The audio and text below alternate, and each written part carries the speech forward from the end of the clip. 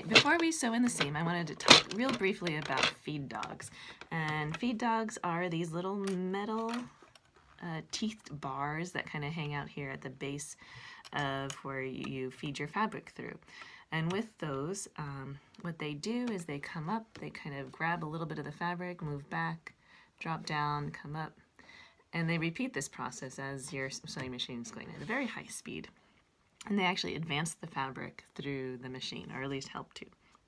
But because they're only on the bottom, what can happen is that your fabric, when you're feeding it through, your lower fabric is going to advance faster than your upper fabric.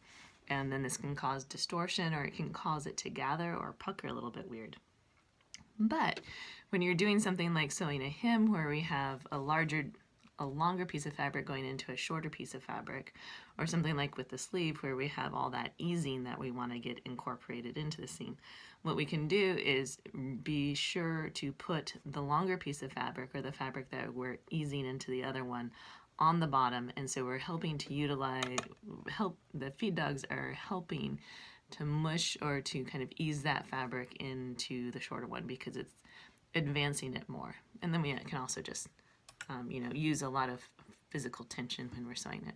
When we're doing the sleeves, also remember that a lot of our sewing machines, they can pull out a little compartment, so it's a lot easier to put that sleeve on and off. And this is actually called a sleeve attachment, oftentimes, being in sleeve mode. So, feed dogs, they can be your friends.